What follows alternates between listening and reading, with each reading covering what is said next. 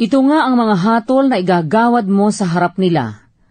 Kung ikaw ay bumili ng isang aliping Ebreo, ay 6 na taong maglilingkod siya, at sa 7 ay aalis siyang laya na walang sauling bayad. Kung siya'y pumasok na mag-isa, ay aalis na mag-isa. Kung may asawa, ay aalis nga ang kanyang asawa na kasama niya. Kung siya'y bigyan ng kanyang Panginoon ng asawa, at magkaanak sa kanya ng mga lalaki o mga babae, ang asawa at ang kanyang mga anak ay magiging sa kaniyang Panginoon, at siya'y aalis na mag-isa. Datapwat kung maliwanag na sabihin ng alipin, aking iniibig ang aking Panginoon, ang aking asawa at ang aking mga anak, ako'y hindi aalis na laya. Kung maggagayoy, dadalhin siya ng kaniyang Panginoon sa Diyos, at dadalhin siya sa pinto, o sa haligi ng pinto, at bubutasan ng kanyang Panginoon ang kanyang tainga ng isang pangbutas, at paglilingkuran niya siya magpakailanman. At kung ipagbili ng isang lalaki ang kanyang anak na babae na maging alipin, ay hindi siya aalis na gaya ng pag-alis ng mga aliping lalaki. Kung siya'y hindi makapagpalugod sa kanyang Panginoon, na umayaw mag-asawa sa kanya, ay ipatutubos nga niya siya. Walang kapangyarihang ipagbili siya sa isang taga-ibang lupa, yamang siya'y nadaya. At kung pinapag-asawa ng bumili sa kanyang anak na lalaki, ay kanyang ipalalagay siya ng ayon sa kaugalian sa mga anak na babae. Kung siya'y mag-asawa sa iba, ang kanyang pagkain, ang kanyang damit, at ang kanyang kapangyarihang pagkaasawa ay hindi niya babawasan. At kung hindi niya gawin ang 3 bagay na ito sa kanya, ay aalis nga siya na walang bayad, na walang tubos na salapi. Ang sumakit sa isang tao, na anupat mamatay ay papataying walang pagsala.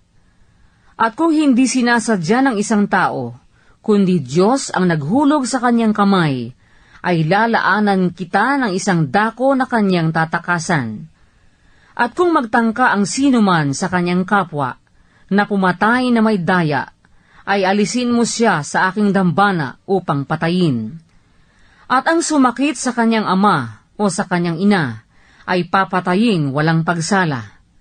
At ang magnakaw ng isang tao, at ipagbili, o masumpungan sa kanyang kamay, ay papataying walang pagsala. At ang lumait sa kanyang ama o sa kanyang ina, ay papataying walang pagsala.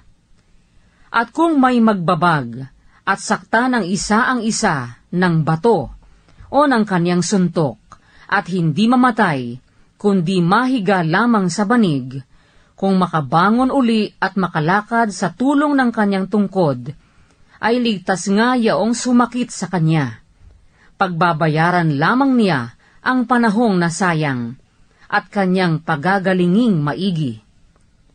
At kung sakta ng sinuman ang kanyang aliping lalaki o babae, ng tungkod, at mamatay sa kanyang kamay, ay parurusahan siyang walang pagsala. Gayunmay, kung tumagal ng isang araw o 2, ay hindi siya parurusahan, sapagkat siya'y kanyang salapi. At kung may magbabag, at makasakit ng isang babaeng buntis, na anupat makunan, at gayunmay walang karamdamang sumunod, ay tunay na papagbabayarin siya, ayon sa iatang sa kanya ng asawa ng babae, at siya'y magbabayad ng ayon sa ipasya ng mga hukom.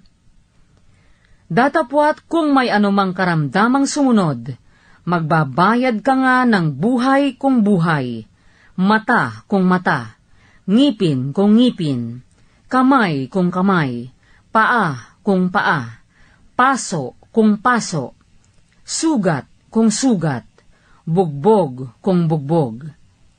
At kung sakta ng sinuman ang mata ng kanyang aliping lalaki, o ang mata ng kanyang aliping babae at mabulag, ay kanyang palalayain dahil sa kanyang mata. At kung kanyang bungalan ang kanyang aliping lalaki o babae, ay kanyang palalayain dahil sa kanyang ngipin. At kung ang isang baka ay manuwag ng isang lalaki o ng isang babae, na anupat mamatay, ay babatuhing walang pagsala ang baka at ang kanyang lamay hindi kakanin. Datapwat ang may-ari ng baka ay maliligtas.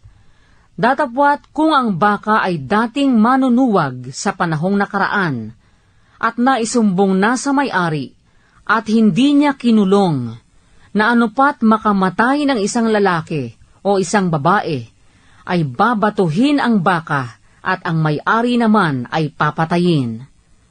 Kung siya'y atangan ng katubusan, ay magbibigay nga siya ng katubusan sa kanyang buhay, anumang iyatang sa kanya.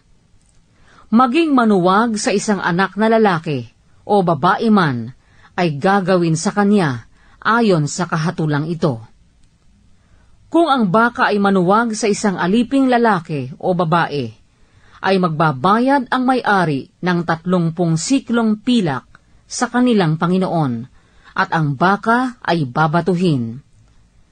At kung ang sino man ay magbubukas ng isang balon, o huhukay ng isang balon at hindi tatakpan, at ang isang baka o ang isang asno ay mahulog sa loob, ay sasaulian ng may-ari ng balon. Magbabayad siya ng salapi sa may-ari ng mga yaon, at ang patay na hayop ay magiging kaniya. At kung ang baka ng sino man ay sumakit sa baka ng iba, na anupat mamatay, ay kanilangang ipagbibili ang bakang buhay, at kanilang paghahatiin ang halaga niyaon, at ang patay ay paghahatiin din nila. At kung kilala na ang baka ay dating manunuwag sa panahong nakaraan, at hindi kinulong ng may-ari, ay tunay ngang magbabayad siya ng baka kung baka, at ang patay na hayop ay magiging kaniyang sarili.